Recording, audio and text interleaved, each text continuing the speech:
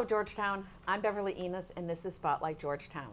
You can find us Fridays, Saturdays, and Sundays at 8 a.m. and 8 p.m. Every once in a while, you may find us at other times of the day, and sometimes if an event is going on in town, we will actually do a couple of different broadcasts during the week. So keep an eye on your local cable TV stations. If you'd like to come and be part of the process, either in front of the cameras or behind the cameras, please let me know. And today in front of the cameras with me is Bonnie Silva. And Bonnie is a reserve officer and a dispatcher for the Georgetown Police Department. Welcome. Thank you. I promised you it won't hurt, so it doesn't. Now, how long have you lived in town? Oh, pretty much my whole life. I don't know exactly when my family grew up here, so I went to school here. Oh, so you graduated from Georgetown High School? Graduated from high school. So you're close to a townie as well? Oh, definitely. Yeah. There are a lot of us still around. Yeah. Now, you have a family here in town. I do. And we were just talking, your daughter is how old now? She's 20. And I watched her grow up. Yeah. Went by pretty quick. Yeah, and your husband is? He's works for North Shore Community College, and he's also on the fire department here in town, as well as my daughter. She's on the fire department as well. Is she really? Yeah, she just completed her EMT course as well. So, are all the firefighters EMTs? A good portion of them are. Okay. Yes. Public safety. Why did you choose public safety, and how long have you been working in it? I joined the fire department from high school, graduated, had to wait till I turned 18, and December 3rd of 1979, I turned 18, joined the fire department, became an EMT, took some dive course lessons, because back then you needed to be a female, you had to have they just didn't let females on, so. Really? You had to, well, you're talking 79. Oh, yeah. You know, females didn't belong in public safety back then. So, I took an EMT course, took the dive course just to see it, and my aunt actually had opened the door for women to get on the fire department. She was the first female in Georgetown, Kathy Ricker. Oh, okay. So she was the first one, and I was the second coming in 79. So, and I don't know, my father was on in Groveland, excuse me, and my grandfather was on here in Georgetown. How much training is it for EMTs?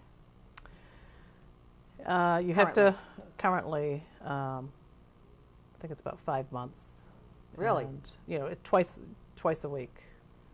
And so it's very intense. Yeah, it's quite a bit. You learn about the process, and yeah, it's quite intense course. And you also did CPR training? I'm a CPR instructor. That's changed several times through the years as well. Now they've introduced the defibrillator. So seen a lot of change in that. So that makes it easier. Well, if there is one around. Right, we have them here in town. Mm-hmm. The defibrillators are pretty, AEDs or however, they're pretty available. Now, is there one in every cruiser? Yes, okay. Frontline cruisers. Actually, we have one on every cruiser now, and the fire department has them as well on the rescue and their frontline apparatus. Okay, because years ago, CPR training, it was with the doll, and it was hours and hours and hours for 1 or 2 days. Right. And it's for people taking the course. It's changed. They've just. It's changed over the years of how many compressions you do to ventilations and the AED. They want you to put that on to restart the heart. Okay. So. Now you were doing this. Did you have another job at the time, or were you just doing all the training? No, I joined like I said, the fire department. Then in 1981, I believe, I don't know, I got interested in dispatch. And joined the police force as a reserve dispatcher in, I believe, 81, 82. Okay. Now, dispatch sounds like there's someone on the phone and you're going to talk to the person on the phone. Right. It's not like that at all. No, we answer for all different things. Could be from someone breaking into your house to a medical emergency to a barking dog, a cat in the tree. Stealing the lawn. Yeah, it's you just never know when you're going to pick up the phone. And that's changed over the years from 911. Now we have enhanced 911. So when you call from your house, it will show your address, your phone number, your name, or the person that the phone bill's name is in. And so, it definitely So has if I changed. called 911, what would the process be? I called in and say, I have a problem of whatever sort it is. What would be the process? Take me through this. 911 is obviously for true emergencies, someone breaking into your house or, a true emergency, medical, Just think that police. somebody's had a heart attack or they've Right. fallen down on the floor and Exactly. they won't wake up. Or Right. So police, medical, or fire to report something going on there. You just call, and if it's from your business or your home, like I said, it shows on this map, this mapping system, it will pinpoint where you're calling from and your information will come up. So even if you cannot speak, if someone's breaking into your home, you're under the bed or in a closet hiding from the perpetrator or whoever's in your home, and you can't speak or you're choking and you can't speak, it's going to show where you're calling oh, wow. from. That's new. So we'll just send the police and, fire. There's a silent call also. If you can't speak, we will say, if you need police, press 1. If you need fire, press 2. If you need an ambulance, press 3. So if you can give us a signal of, Okay. we'll send the appropriate personnel. But you answered, this is 911, what's your... Right. It's just very generic over, everybody answers the same in the state. This is 911. Your call's being recorded. What is your emergency? And just because there's the state with this enhanced 911, if there's an incident going on, a bad accident on 95, we're going to, or I should say in Georgetown, it will roll over. If we're getting tons of calls, our rollover will go to Raleigh, and Raleigh will answer our Oh, okay. overflow, Okay. so to speak. Now, how many screens do you have in front of you? I mean, when you look at this console, it's not just a desk. It's a console that wraps around one whole wall and Right. another whole wall. And how many Correct. screens and phones and... There's 4 screens, 2 for the 911 system, our in-house, and then the LEAPS computer, which we run all license information, license plates, missing and wanted persons. I mean, we think of Georgetown as being this safe, wonderful little suburban community. Do things like that really happen here? Oh, sure. Yeah, you just never know. Like I said, from one minute to the next, when the 911 rings and it has a distinctive ring, you don't know if it's what you're going to have on the other end. Now, if someone calls 911 from their home on a landline, Right. any landline, you're going to know where it is. And you Correct. get the Georgetown Police Department, you get the dispatcher. If someone calls 911 from a cell phone, they don't get Georgetown. Who do they get? Right. Cell phones are directed automatically, routed to State Police Framingham, which your location, if you have a GPS, if you have a new cell phone, it has GPS in it. So when you call, even though it's going to the State Police, that mapping system that I talked about, it will pop and it will show their location, even if they're traveling. To the state police. Yes, it will Okay. show, and they're going to show, like Georgetown area. So they'll talk to you, they're going to answer the same way we all answer. And they're going to say, hold on to the caller, I'm going to transfer you to Georgetown, because that's, where the incident's taken place.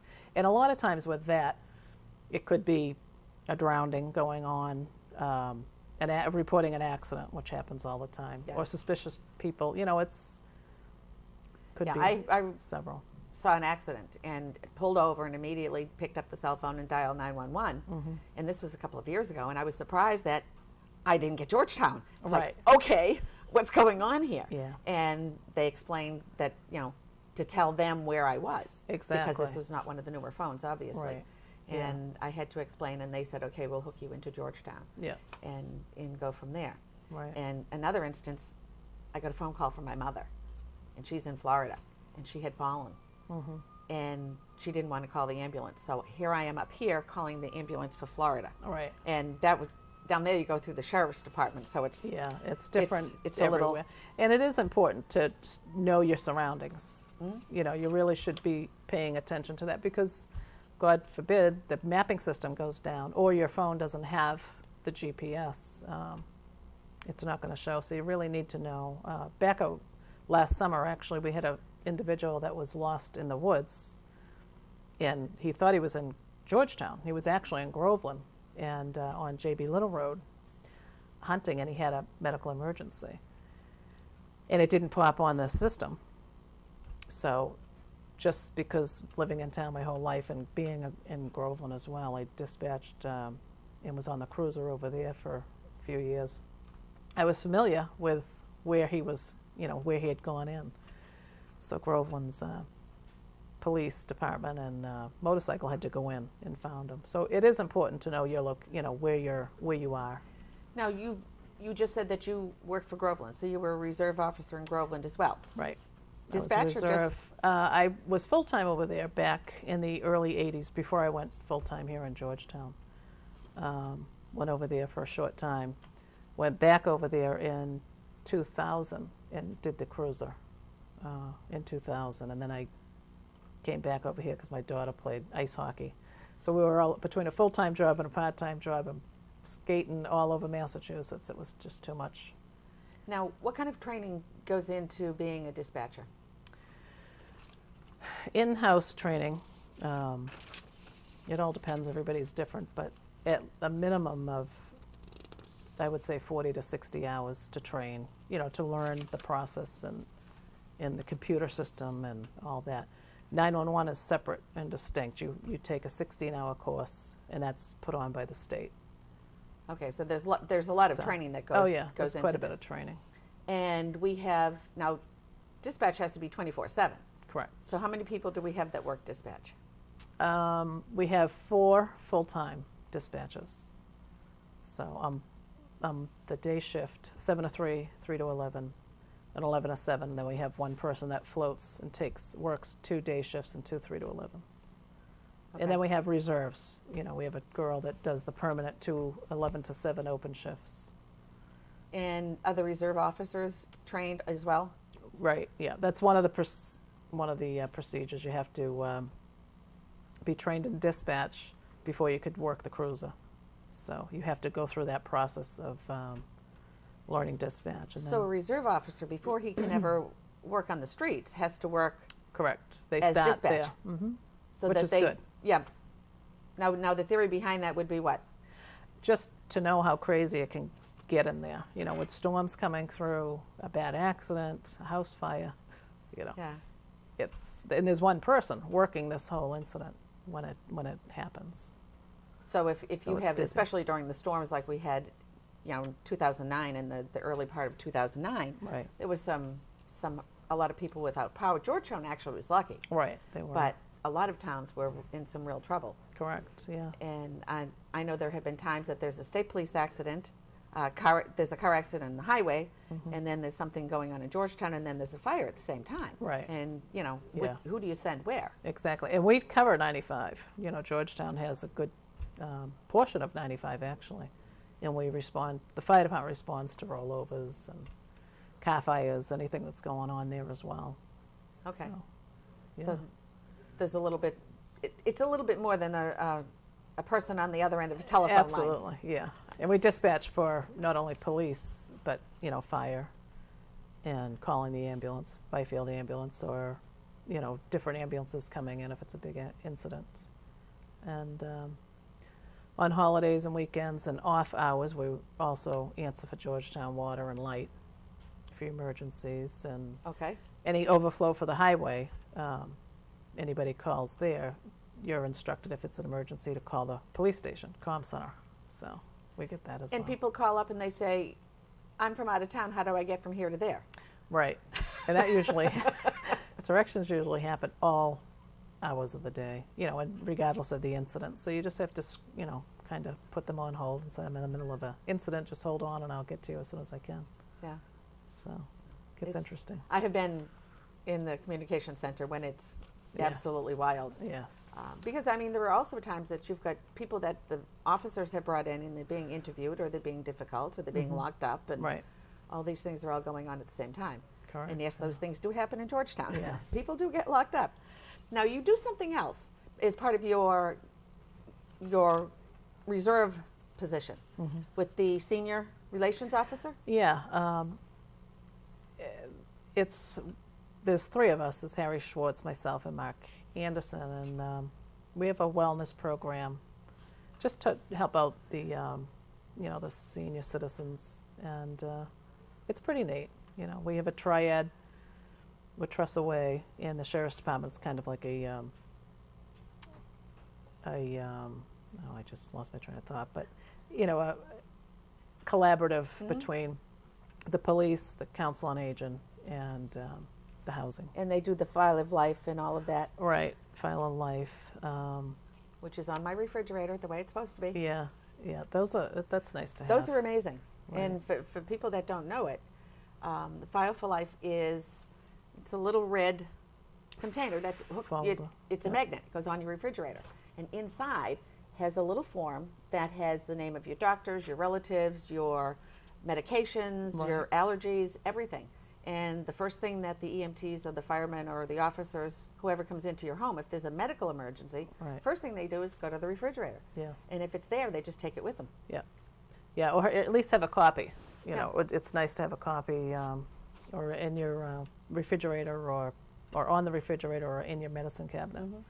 So, but they should have a copy also somewhere, just in case it gets lost in the shuffle. Yeah, we've seen that happen too. Now, as a senior relations officer, that's for residents in Trestleway and outside of Trestleway as well. Correct. Yeah. So that's a little bit of Yeah. everything. Yeah. And that's a relatively new project that's been put together. It is. Chief Mulligan and Lieutenant Cudmore, we got together and informed these two different things. There's three different things, but we have two people that call in, and other residents can come on board. It's a wellness program. They're older folks that live in homes, and their families, pretty well, some of them are local, but this one particular gentleman, he doesn't have family around here, so he calls us every morning and just says, this is a wellness check, and we check him off, and if we don't hear from him, we Send a cruiser. send a cruiser. And so it's nice. It's nice to have that, just to make sure you're all right, checking in with someone where your family's busy, and It's a something nice, that probably makes the gentleman's family feel much better. right, yeah. Yeah. And I If have you've got family in Florida or family other places, you always wonder that, are they okay every day? correct, yeah. Yeah. Yeah. We have a female that's also on the program, and she has some family in Raleigh, and but it's nice to, Not like close I enough said. to knock on the door and say, Right. here's your coffee, Mom. yeah. So it's nice to just hear from them, and Do you nice see yourself program. staying with the department forever? Or as long I as you would work? imagine. I've been there 22 years full time now. In January it was 22 years. You're top man on the totem pole. Yeah, it's crazy how fast the time goes. But I don't know. I hope to stay there. Yeah. I'd like to retire out of there, but Is it always exciting, or is it sometimes deadly dull? no, sometimes it's dull, but we stay busy. Just going over reports and get into the computer, and there's always something to do. It's really not a lot of downtime. Okay. No, Have we missed anything? I don't think so. I think Good. that's it. I think we covered it all. Yeah. I'm glad that you joined us, and see, it didn't hurt. It didn't hurt at all. No, that was good. Thank you very All much. right, thank you. It was good to have you here. So Yeah. the next time you make a 911 call, or you make any call to the communication center for police, for fire, for anything going on, Bonnie is one of the dispatchers you may be talking to. And thank you very much. Thank you.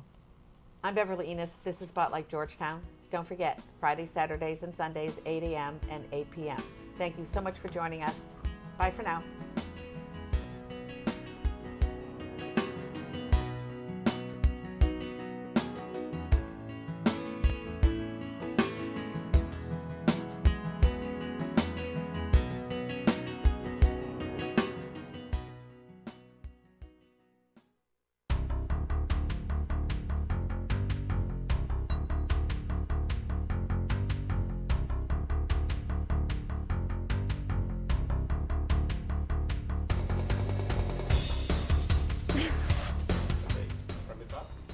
I'm Christopher from Den 5, and here is what I want to say.